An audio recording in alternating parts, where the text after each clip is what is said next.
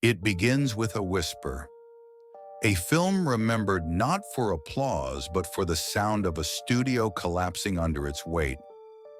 A movie that was supposed to redefine American cinema and instead became the symbol of Hollywood's biggest downfall. Heaven's Gate wasn't just a film, it was a scandal, a financial disaster, a cultural wound, and later, a misunderstood epic waiting for redemption. And to understand why it was banned, butchered, attacked, and buried alive, you have to travel back to that moment in 1980 when one director was given the keys to the kingdom and used them to burn the entire palace down.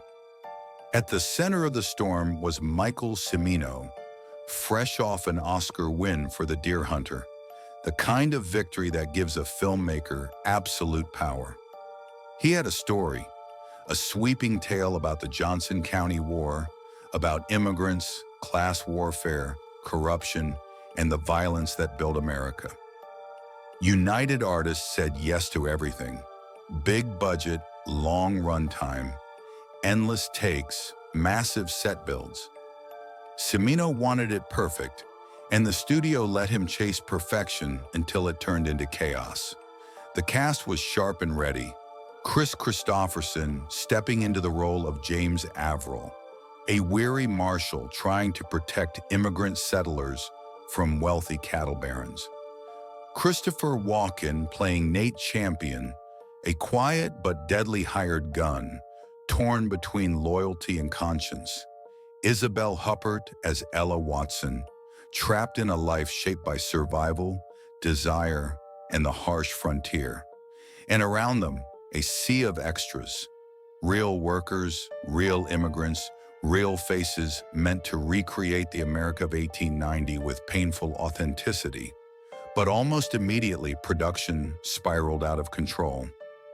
Cimino ordered entire sets torn down and rebuilt because a building stood 2 feet too far left for his taste. Crew members said he spent days rehearsing dust, smoke, sunlight, anything except what the studio was actually paying for. Reports leaked that animals were harmed on set, which later sparked investigations, protests, and outrage. The shoot stretched from weeks to months, from millions to tens of millions.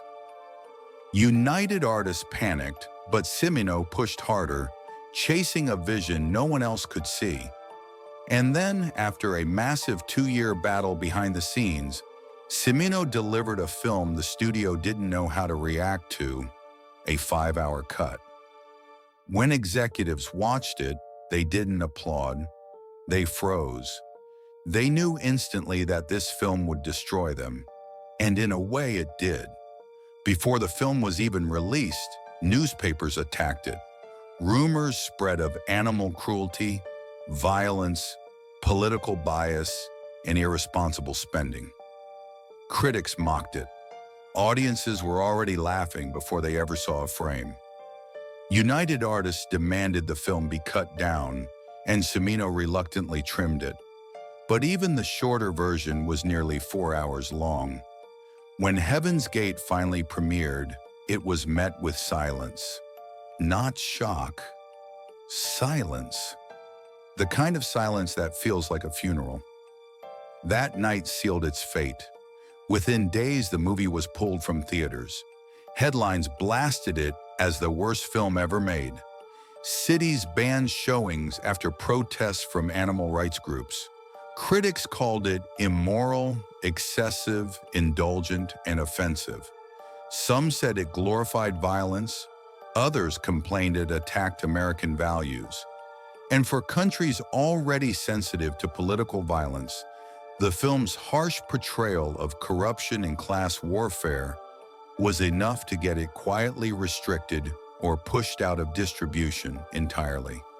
But the real destruction happened behind the curtain. The financial disaster of Heaven's Gate bankrupted United Artists, one of Hollywood's legendary studios. Careers were ruined. The era of director freedom, the 70s wave of auteur power, was ended overnight. Studios took back control, budgets tightened. Hollywood became more cautious, more corporate, more focused on profit than vision. One film reshaped the entire industry. Yet in the ruins of failure, something strange happened. Over the years, people began to look at Heaven's Gate differently. Scholars revisited it. Filmmakers studied its cinematography, the layered frames, the wide-open skies, the smoky interiors, the authentic immigrant life recreated with heartbreaking detail. Critics who once destroyed it now praised its ambition. Some even called it a masterpiece buried under scandal, a film ahead of its time, misunderstood because it dared to be too big, too political, too real. Cimino's career never recovered fully, but the movie he created slowly clawed its way out of the ashes. Restored versions were screened decades later. Audiences discovered the cut that Cimino originally intended: slower, richer, emotionally heavier. And many wondered how a film that once destroyed a studio could now feel like a lost epic returning home. Because Heaven's Gate is not a simple story. It's about immigrants fighting for survival, about the brutality of the American West, about the machinery of power crushing people who dare to dream. It's a reflection of the world then and now. Class battles, cultural division, injustice hiding behind wealth. It asks hard questions, the kind filmmakers rarely ask so openly anymore. And that might be why it was banned and attacked so fiercely, not just because of violence or animal concerns or runtime, but because it showed an America that many didn't want to see. A country built on conflict, betrayal, and exploitation.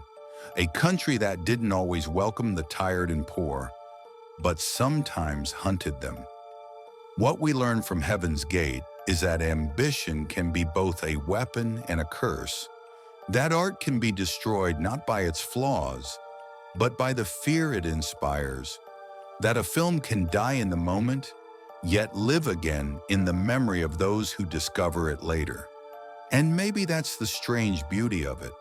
For all its chaos, all its mistakes, all its scars, Heaven's Gate became a legend, a cinematic ghost wandering through film history, reminding us that some stories are too big to vanish, even when the world tries to bury them.